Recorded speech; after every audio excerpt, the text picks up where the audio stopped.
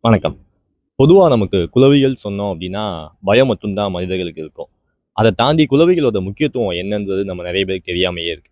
அதனால தான் அந்த பயமே நம்மள விட்டு இன்னும் போகாமயே இருக்கு. பொதுவா குளவிகள் நம்ம சொல்லும்போது, நெறைய தொலைக்காட்சிகள்ல, நியூஸ் மீடியாக்கள்ல, "கடந்து பெருங்குளவி இவங்க கடிச்சதுனால மக்கள் பாதிக்கப்பட்டாங்க." அப்படின்ற ஒரு நியூஸ் மட்டும் தான் நமக்கு கேட்டே இருப்போம்.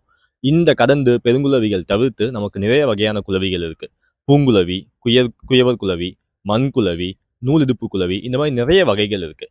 அதுல ஒரு வகை தான் இந்த அமோஃபிலா கிளாவஸ்ன்னு சொல்லக்கூடிய நூலிடுப்பு குளவிகள்ல ஒரு வகை.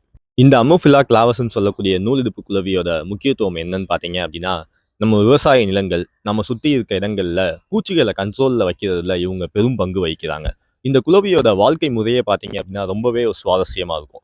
இந்த குளவி பொதுவா மண்கள்ல சின்ன பள்ளம் தோண்டி கூடு கட்டுவாங்க.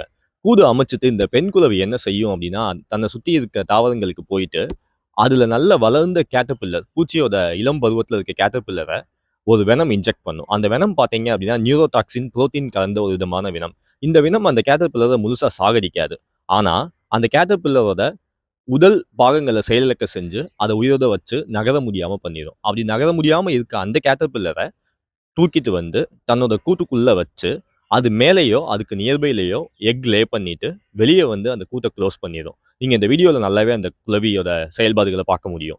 பண்ணிட்டு வர இந்த குளவி வெளிய போனதுக்கப்புறம், உள்ள இருக்க முட்டையிலிருந்து இளம் பருவத்துல வர வாஸ்ப் அந்த கேட்டர்பில்லர சாப்ட்டு, அதுலருந்து முதிர்ந்த வாஸ்பா வெளிய வந்துரும். இப்பேற்பட்ட இந்த குளவிய பார்த்து நம்ம பயப்படணுமா என்ன? கிடையாது. இந்த குளவியோட முக்கியத்துவமே இதுதான். நம்ம சூழல்ல, நம்ம சுத்தி இருக்க உயிர் சூழல சமநிலையில வைக்கிறதுல, இந்த குளவிகளோட முக்கியத்துவம் ரொம்பவே அளப்பரியது. இப்பேற்பட்ட குளவிகள் அளப்பரியது மட்டும் இல்லாம, இவங்களோட கூடு கட்டும் முறை, இது எல்லாமே வந்து இயற்கையிலேயே ரொம்ப விசித்திரமானது.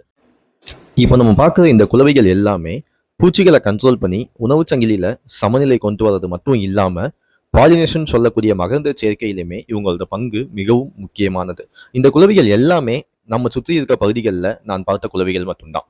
இந்த குளவிகளை பத்தி மேலும் தெரிஞ்சுக்கணும் அப்படின்னா ஃபாலோ பண்ணிக்கோங்க. இந்த குளவிகளில் நீங்க நிறைய பார்த்துருக்கீங்க அப்படின்னா என்ன பார்த்துருக்கீங்கன்னு கமெண்ட்ல சொல்லுங்க. வீடியோ பிடிச்சிருந்தா லைக் பண்ணுங்க. நன்றி, வணக்கம்.